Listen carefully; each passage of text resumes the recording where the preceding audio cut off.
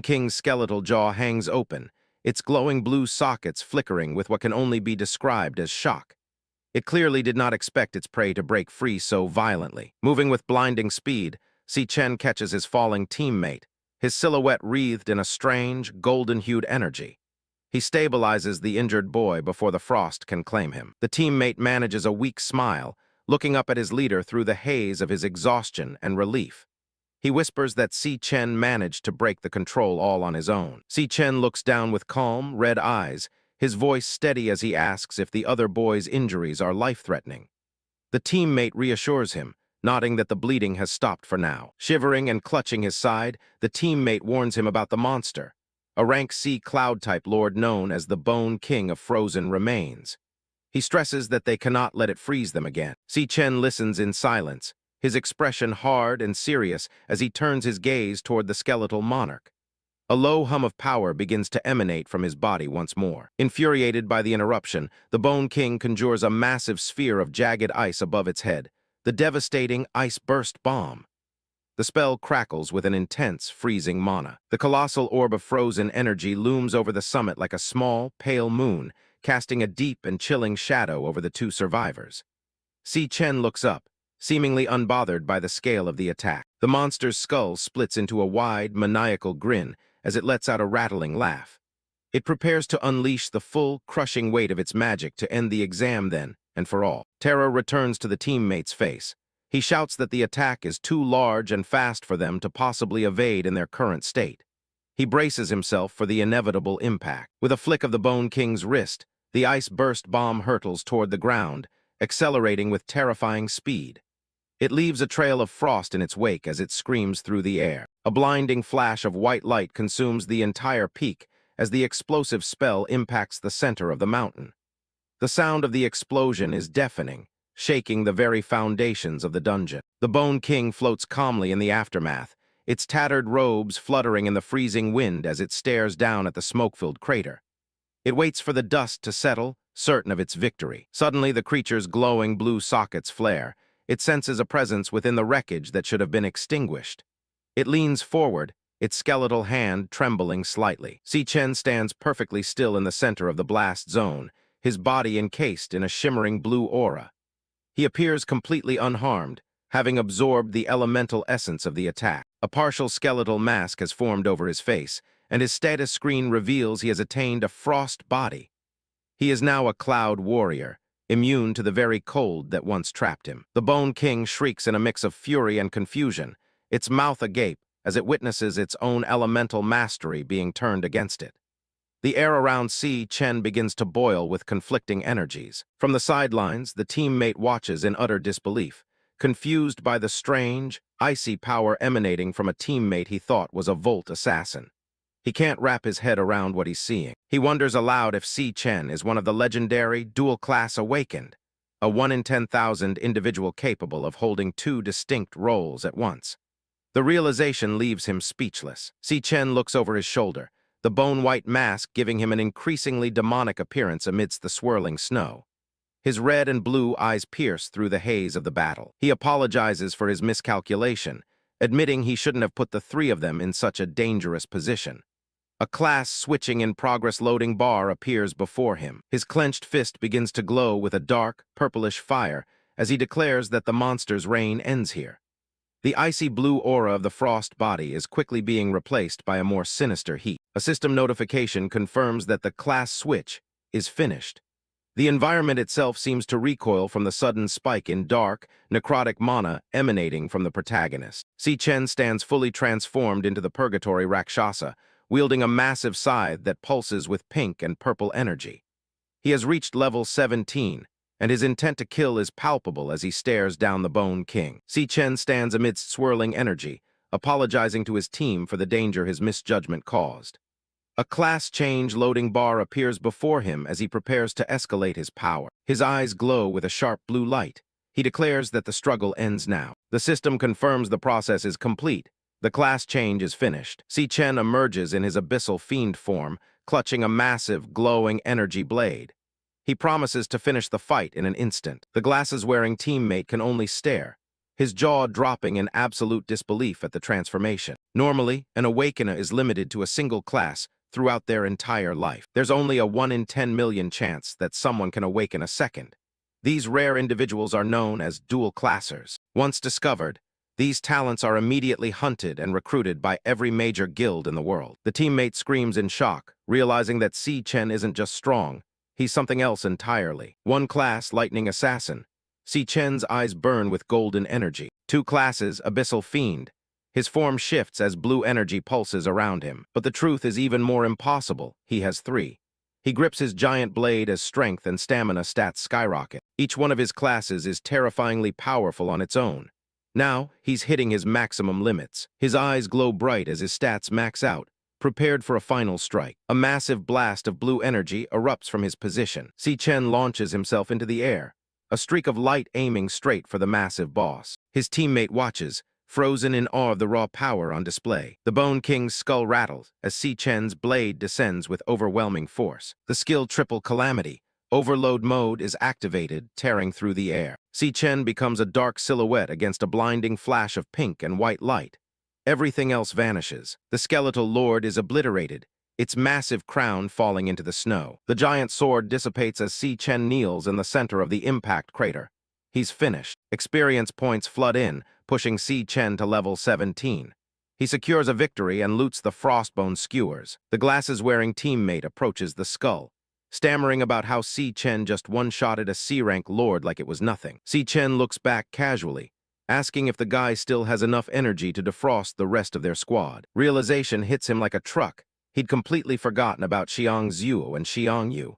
He scrambles toward the ice blocks. With his teammates busy, Si Chen stands over the remains.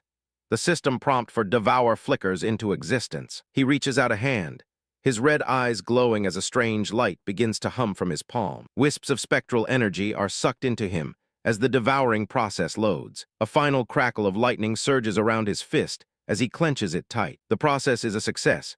He receives the Frostbound Lick King card, granting him the Cloud Mage class. Si Chen notes that this is the first time he's gained a new class outside of the Dream Realm. He stands silently in the snow, looking completely unfazed by his growing arsenal. He realizes the Robocam was likely frozen by the Arctic Nova earlier, so his secret should still be safe from any onlookers. In the distance, his teammate is hard at work using his powers to free their frozen allies while the broken drone lies nearby. A sudden buzzing sound draws Si Chen's attention as a system glitch effect appears over his chest. His Lightning Assassin class reaches 100%, and he's awarded a star to allocate to his stats. The reward is unexpected, leaving Si Chen momentarily confused by the floating icons. Meanwhile, in the Gloomven Grotto, Team Gong Ting is facing a very different struggle.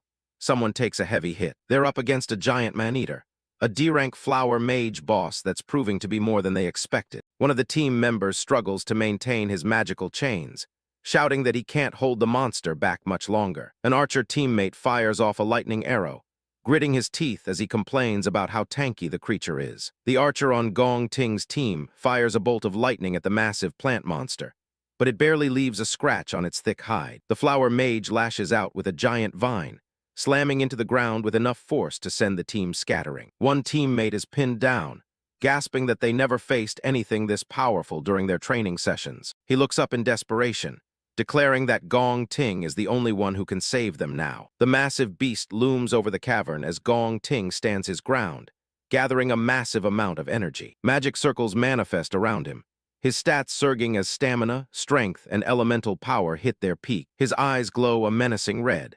He grips his blade, deciding that he's built up more than enough power to end this. Gong Ting blurs into motion, a streak of white light cutting through the dark cavern in a high-speed dash. With a single fluid strike, he severs the monster's neck mid-lunge, sparks flying from the impact. He roars a command for the beast to split apart as he delivers a final, crushing blow. A blinding explosion of energy consumes the remains of the flower mage as the skill, Sorrow Blade Burst activates. The cavern is bathed in fire and light, obliterating everything in its path. His teammates erupt in cheers, praising their president as an absolute legend. An announcement rings out.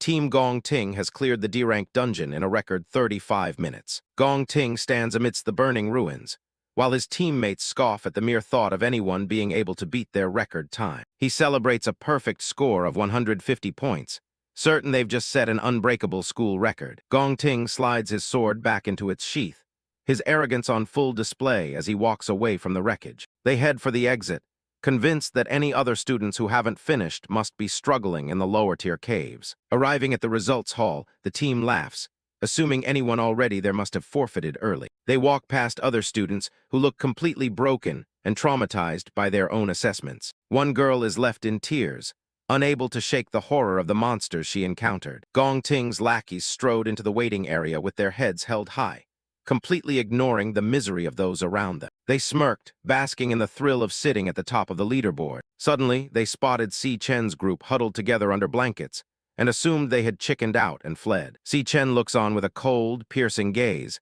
completely unimpressed by the spectacle. Gong Cheng stepped forward to mock them, asking why they couldn't even finish the assessment after acting so tough. Gong Ting calls out to his brother, telling him to back off and come back to the group. Gong Ting knew that letting this younger brother keep his mouth shut was the only way to save face, especially now that he'd spotted a group of high-profile guests entering the hall. A man in a gray suit begins to clap, his eyes fixed on the gathered students. Carl Cavendish steps forward, praising the truly outstanding performance he witnessed today. The crowd parts as the high-ranking officials walk down the center of the hall, their presence commanding silence. The students whisper in awe, recognizing the man at the pinnacle of world power walking among them. Gong Cheng's excitement builds as the officials walk directly toward their group, expecting praise. Carl doesn't even spare a glance at the two brothers as he continues past them. He stops right in front of Si Chen, his eyes locking onto the young man. The vice chairman announces the real record, a D-rank cave cleared in a staggering 21 minutes. He smiles at Si Chen,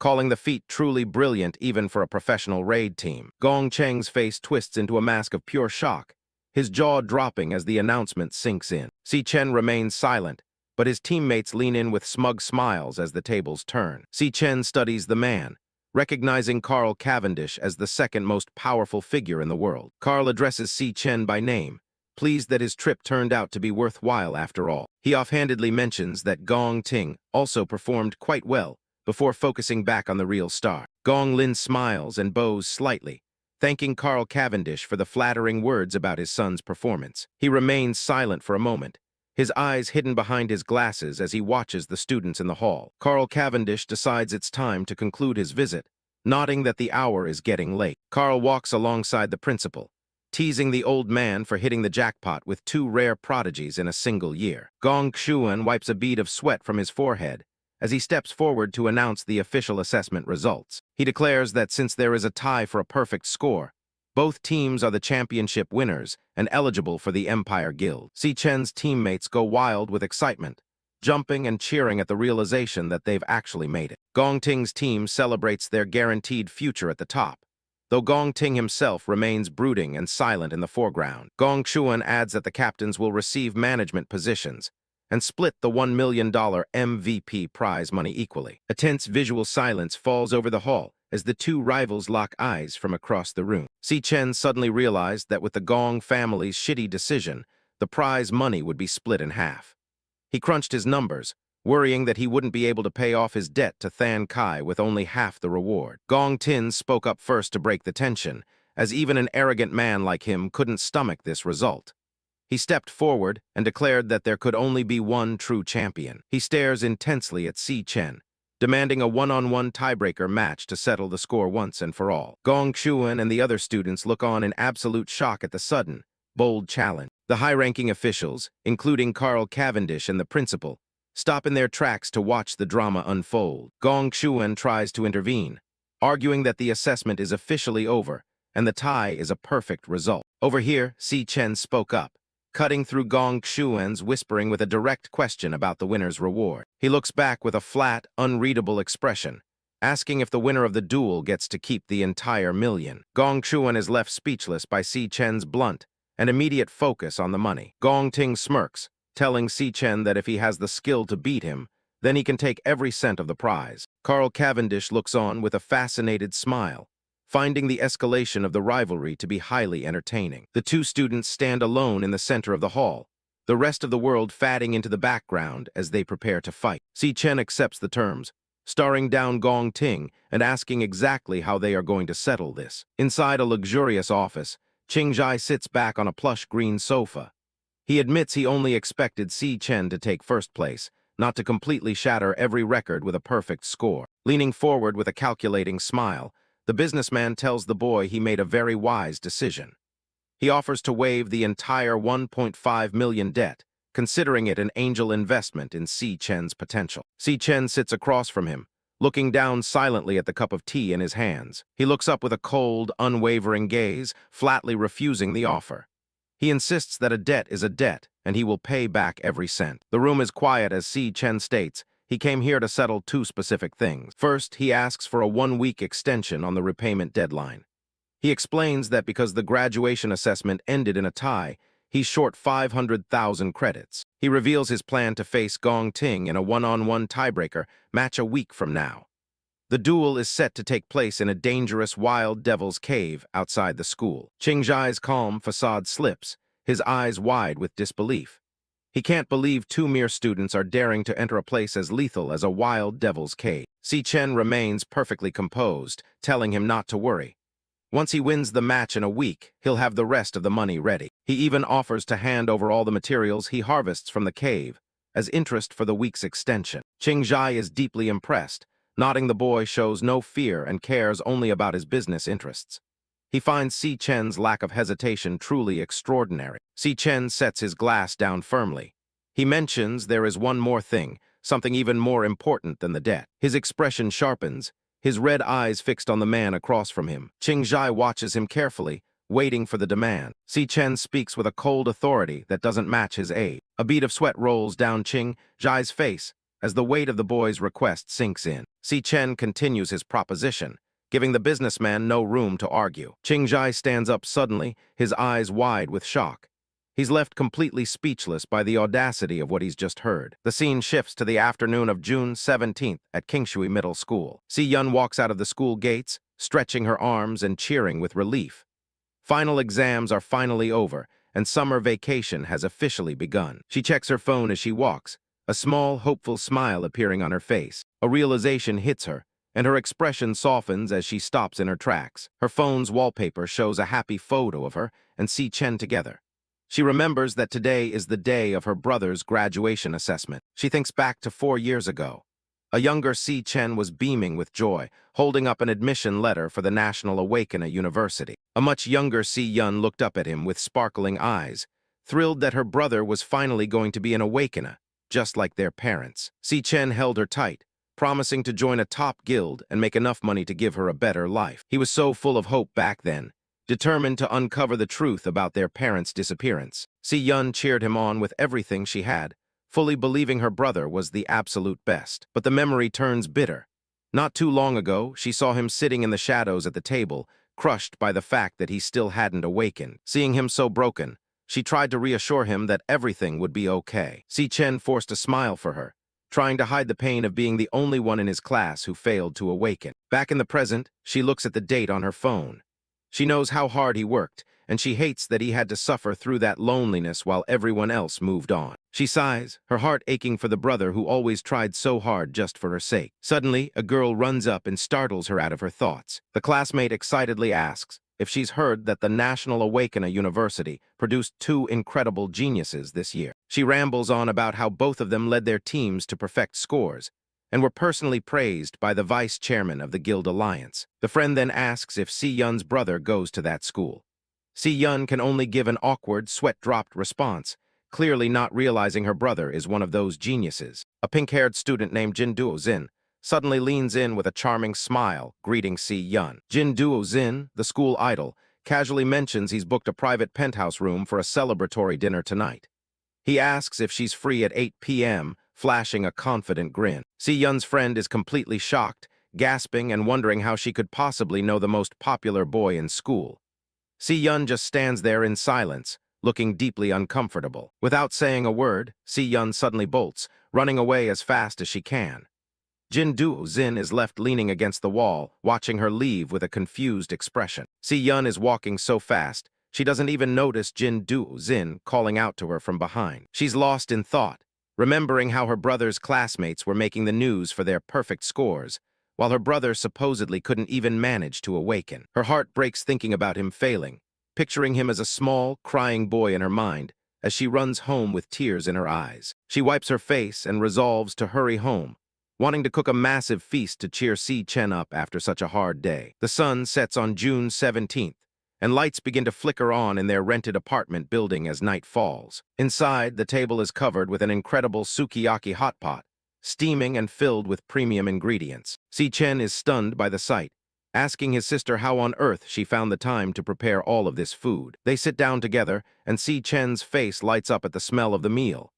Si Yun watches him silently, her expression a mix of pity and concern. In the background, the evening news begins with a report on the successful graduation combat assessment at Dongsin National Awakening University. Si Chen starts eating happily as the news anchor mentions that Vice Chairman Carl Cavendish was there in person to interact with the students. Si Yun watches him, convinced he's just putting on a brave face to avoid worrying her after failing his assessment. The broadcast continues, reporting a highly rare dual champion outcome and the discovery of twin geniuses. On the TV, Carl Cavendish is seen praising the assessment to the media, specifically singling out one team leader for praise. The reporter's voice echoes through the room as she says the name, Student Si Chen. The shock hits Si Yun like a physical blow, and her bowl and chopsticks slip from her hands in slow motion. Si Yun's eyes are wide with shock, sweat beads forming on her brow as she repeats the name in her head. Meanwhile, in a dimly lit room, a thick black whip lies coiled on the floor next to splatters of blood. A cold voice says the stage was set for a specific person. Gong Lin stands before a massive aquarium, whip in hand. He turns toward a wounded man, saying he even invited an audience to witness the failure. Gong Lin's face is cold and filled with disappointment as he scolds the person before him for botching the performance. Gong Ting is standing there, shirtless and covered in red scratches, his breath coming in ragged gasps as his father yells that he lost to some no-name brat. Leaning in close, Gong Lin tells his son that from now on, he won't be making any of his own decisions. Gong Ting hangs his head, sweating and frustrated, as his father looms over him and mentions a combat tiebreaker in a week. Gong Lin's eyes are sharp behind his glasses as he declares that first place can only belong to the Gong family, by any means necessary. Back on the TV, the news continues to report on the rare twin prodigies that have emerged. Carl Cavendish is back on screen, repeating his high praise for the student who led their team to a perfect score. Si Yun stood frozen, her eyes glued to the TV as the name Si Chen echoed in her ears. Suddenly, she stands up so fast that her chair almost flies back, making a loud swoosh. She stares at the TV with an expression of pure, unadulterated shock. A perfect score? Her brother. The vice chairman on the screen says the performance was impressive and hopes the country continues to produce such talent. Si Yun points a trembling finger at the TV and looks at her brother, asking if that Si Chen they just mentioned is actually him. Si Chen looks up calmly, his mouth full of rice, and just gives a casual, "Yeah. What about it?" as if it's nothing special. The shock finally breaks Si Yun, and her spoon hits the floor with a loud smash. Outside, a massive bolt of lightning cracks across the sky, echoing the explosion of news inside the apartment. Si Yun is speechless, her eyes bulging, her own flesh and blood. A genius in the graduation exam. She explodes with excitement, shouting that he got a personal shout-out from the vice chairman of the Guild Alliance. Si Chen just sits there quietly, completely unaffected by her outburst as they continue their dinner. After the initial shock wears off, Si Yun's eyes well up with tears again, but this time they are tears of joy. She leans her head on her hand, a soft, proud smile on her face as she tells him he actually went and did it. Si Chen stops eating for a moment, looking at his sister with a slightly surprised expression. Later that night, premium Wagyu beef is stabbed with a toothpick in a different luxury setting. Carl Cavendish, now in a casual red shirt, is enjoying his high-end dinner, thinking that nothing beats premium Wagyu. He looks off to the side with a knowing smile, asking someone how things are looking on their end. In a quiet, upscale restaurant, Kite sits with her eyes closed, listening to the ambient noise. She wears a beige trench coat over a high-collared sweater. Across the table, she meets with Carl Cavendish, sliding a sleek tablet across the table to him. She reports that this is the extent of the information they've managed to compile so far. On the table lies a black, top-secret envelope. Inside, documents labeled the Glutton reveal that the subject hasn't left even a single footprint over the past year. The file contains cryptic notes about the Glutton, suggesting that the entity may have already figured out that they are watching. Carl Cavendish leans back, looking at the file with a neutral expression. He acknowledges her hard work and tells her to eat her meal first. Kite doesn't touch her food yet, instead leaning in to mention that there is one more thing she needs to report. She reveals that she's had her eye on someone suspicious lately, someone who recently crossed paths with Carl. Carl raises an eyebrow, his interest piqued. Kite explains that the speed at which this individual's abilities are increasing is completely off the charts, far beyond what should be possible. Meanwhile, deep within the mental realm of Dreadspire, a massive, twisted tower pulses with an eerie red glow against the dark sky. Si Chen stands in the desolate white wasteland of the tower's first floor. He's been grinding here for 2 weeks, reaching level 17 and nearly wiping out every monster on the level. His status window displays his growth, showing massive boosts to his strength and speed. He has now fully adapted to the punishing 10x gravity environment. A system notification announces a class proficiency increase. His Lightning Assassin class has earned its first star, indicating a new level of mastery. Standing before his array of class cards, Si Chen realizes that none of them have reached their hit ceiling yet. He decides to allocate the newly earned star directly into his most critical attribute for an assassin: speed. The speed stat on his status screen flares with golden light as it jumps to 740. At this level, his speed should be sitting at an A-rank assassin level. Si Chen surveys the field as 4 starry purple panthers, the stellar lionesses, prowl the white slopes around him. The monsters growl and bare their teeth, their fur shimmering like a galaxy under the dark sky. Watching from a higher ridge is the Lion King Overlord, a massive beast with a glowing purple mane. Si Chen admits he still can't land a single hit on this floor's boss. 2 of the lionesses suddenly lunge at him from different angles, their jaws wide as they leap through the air. Si Chen remains calm, his eyes glowing with intensity as he activates his specialized skill, Flash God. With a burst of yellow lightning, he blurs across the battlefield, leaving a jagged trail behind as he weaves between the attacking beasts. He closes the distance in an instant, charging his hand with lightning to strike the Lion King Overlord directly. Just as his blow is about to land, the massive lion blinks out of existence with a sharp swish. The Overlord reappears instantly on a distant ridge, standing beside whichever lioness is currently farthest from Si Chen. The monsters are constantly shifting their positions to adapt on the fly, but their core formation never changes. Si Chen stops to analyze the battlefield. 2 lionesses are always assigned to keep him busy at close range, while 2 others wait on standby. Through it all, the Lion King Overlord maintains the maximum possible distance, refusing to engage him directly and watching from afar. Si Chen narrows his eyes, frustrated by the Overlord's strategy of letting everyone else do the dirty work. He stares at the majestic purple beast, wondering what kind of class or ability it truly possesses to be so elusive. Another lioness charges at him from the side, its form a blur of starry purple energy and bared teeth. Si Chen doesn't look away, instead thrusting his lightning-charged hand out to meet the beast's lunging attack. His fist connects with the monster's face with a heavy thud, sending a shockwave of electricity through its body. But his slash still sliced through nothing but empty space. He realized they were using that same old trick again to toy with him. Just as Si Chen was about to launch his counterattack, the lioness vanished into a dark portal, disappearing from his sight in a split second. She instantly pops back up right beside the Lion King Overlord on the high ground, safe from his reach. The moment Si Chen stops moving, another lioness charges in to bait him into swinging his lightning blade again. Electricity crackles violently around Si Chen's body as he gathers more power, his hair standing on end from the intensity. He launches into a series of lightning-fast slashes, his trails weaving a complex web of purple and yellow energy across the white terrain. From an overhead view, the battlefield is a mess of portals and moving shadows.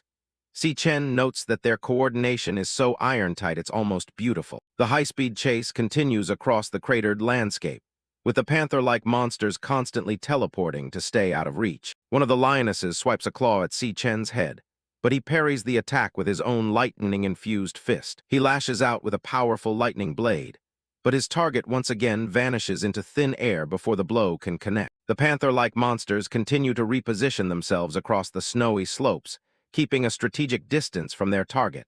Their forms flicker with starry energy as they move. Si Chen prepares for another strike, his eyes fixed on the nearest beast as it lunges through the air. He readies himself to attack again, refusing to let the pack overwhelm him. With a sudden burst of speed, Si Chen charges forward, his movement leaving a jagged trail of golden light. He aims a decisive blow at the monster, only for it to vanish once more into a dark portal. The cycle continues as the panthers leap and teleport in an endless loop, slowly grinding Si Chen's stamina down. He stands alone on the white field, surrounded by shadows that refuse to stay still. Si Chen pants heavily, sweat dripping down his face as he realizes the futility of his current approach. His brow is furrowed in concentration, his eyes glowing with a sharp, yellow light as he stares down his elusive foes. The Lion King Overlord watches from the ridge, its massive purple form radiating an aura of calm superiority.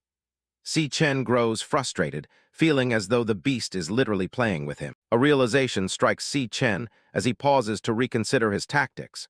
He wonders why he is even trying to beat these monsters at their own high-speed game. As a panther lunges toward him with a sharp swish, Si Chen leaps high into the air, narrowly avoiding its glowing claws. He decides it's time to change his strategy completely. In midair, a system notification appears before him as he initiates a class change.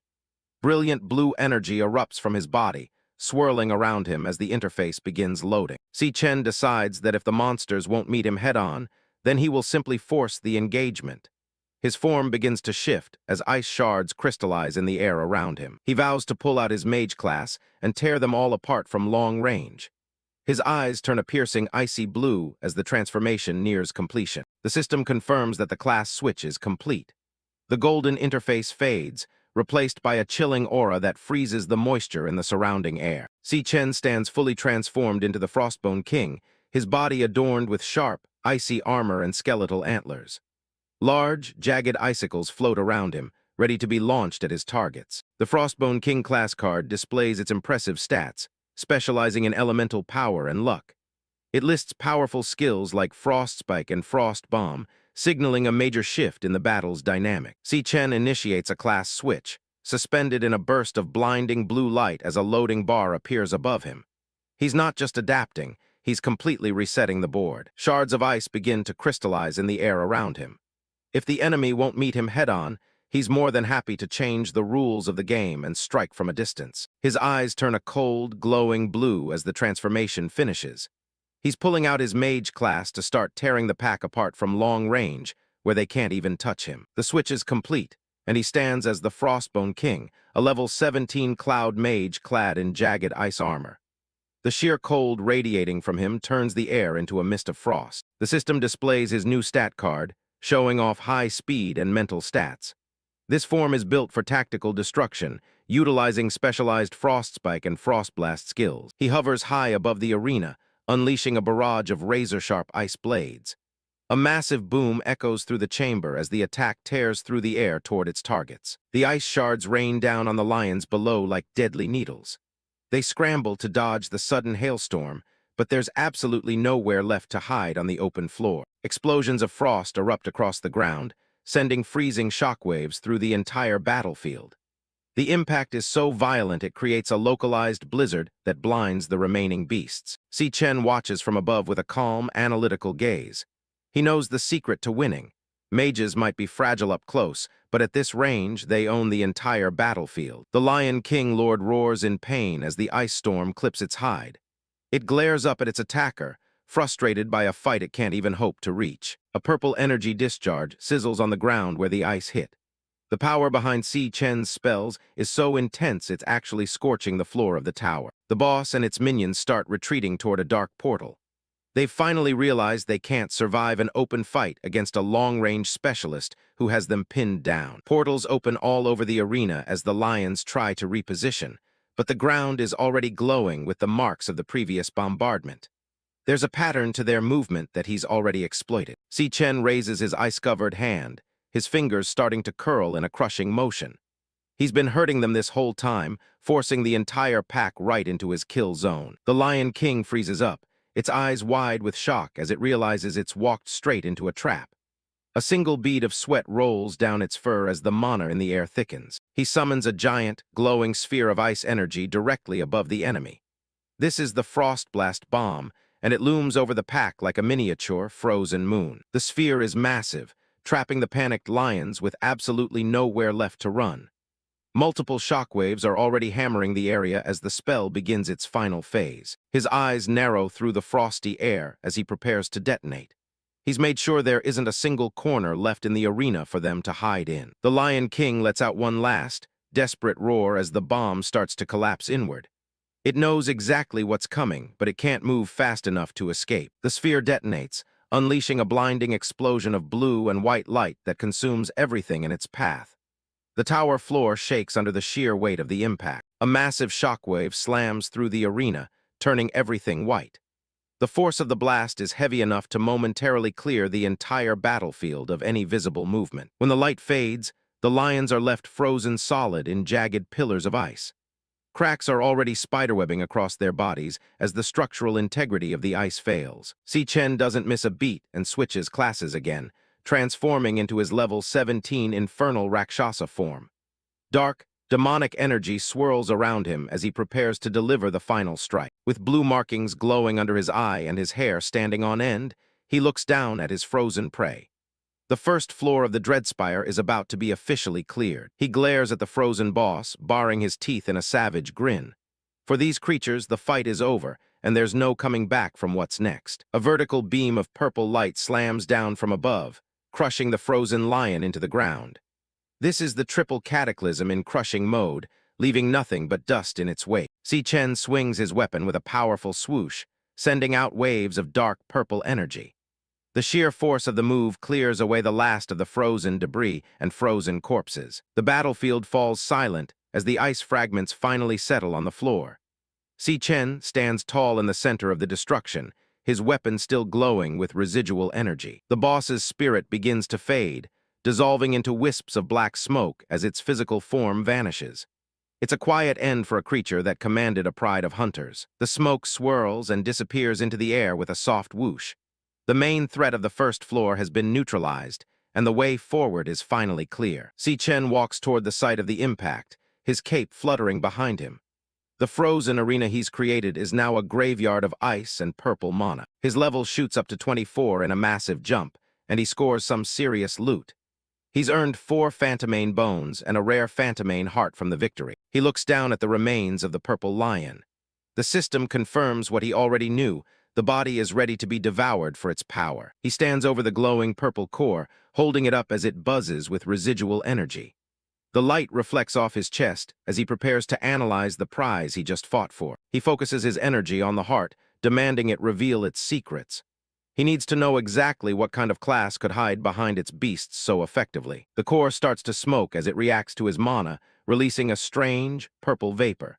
The buzzing sound gets louder as the system begins the extraction process. Dark energy swirls around his hand, while the core continues to pulse and buzz. He's digging deep into the records left behind by the boss's essence. He clenches his fist, the red glow of the heart flaring up between his fingers.